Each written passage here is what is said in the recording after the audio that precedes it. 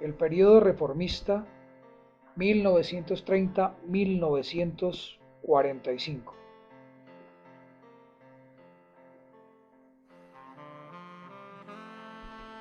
La modernización económica de principios de 1900 desató las dinámicas sociales que dieron lugar a la aparición de nuevas clases urbanas. En virtud de que las élites tradicionales se resistieron a atender las exigencias de los nuevos grupos emergentes, se generaron de nuevo tensiones evidentes. El electorado urbano tendió cada vez más a favorecer a los políticos que abogaban por reformas sociales. Los liberales estaban en mejores condiciones que los conservadores para tomar réditos de estas dinámicas, especialmente durante el primer gobierno de Alfonso López Pumarejo, 1934-1938. El movimiento populista de la década de 1940, representado por la facción progresista del Partido Liberal, contó con el mayor apoyo, aunque representaba una amenaza para las élites tradicionales más conservadoras. Por primera vez, representantes de grupos no elitistas tenían voz para expresar sus intereses. El fraccionamiento experimentado por el Partido Conservador con relación a los candidatos presidenciales para la elección de 1930 contribuyó al ascenso del Partido Liberal al poder, aunque ambos partidos estaban divididos en facciones. Una facción moderada del Partido Conservador, liderada por Mariano Ospina Pérez, conocida como ospinismo, quería mantener el statu quo, y otra de conservadores reaccionarios, dirigida por Laureano Gómez Castro y conocida como Laureanista, abogaba por una reestructuración del Estado mediante el establecimiento de líneas corporativas. El Partido Liberal también tuvo su línea moderada que apoyaba el statu quo. La segunda facción del Partido Liberal, constituida por reformistas, era partidaria del cambio social. Estas facciones representaban diferentes grupos socioeconómicos. En general, los reformistas incluían a los nuevos grupos financieros y capitalistas.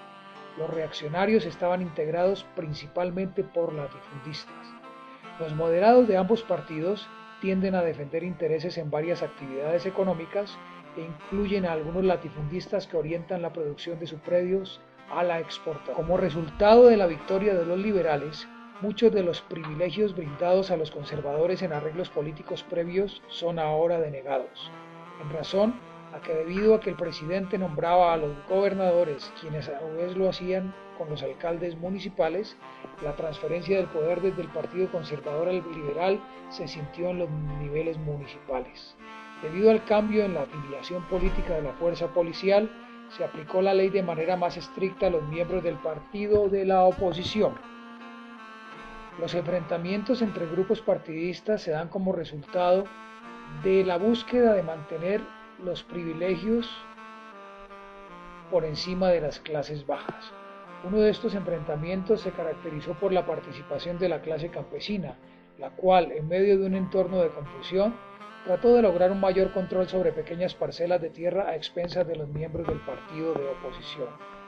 El primer presidente liberal del siglo XX, Enrique Olaya Herrera, 1930-1934, fue elegido en momentos en que el precio del café había caído alrededor de un tercio del precio que tenía en 1928, los préstamos de los bancos de los Estados Unidos se habían detenido y el país era presa de una depresión económica.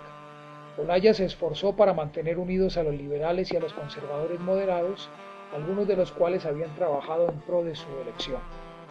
Aunque el control conservador de la legislatura y la preocupación por la economía limitó la capacidad de Olaya para promulgar una agenda liberal global, logró llevar a cabo algunas reformas, especialmente en la educación. Sin embargo, algunos liberales, decepcionados por el fracaso de su partido para llevar a cabo una revolución, en 1932 organizaron un movimiento denominado Unión Nacional de Izquierda Revolucionaria, UNIR por sus siglas.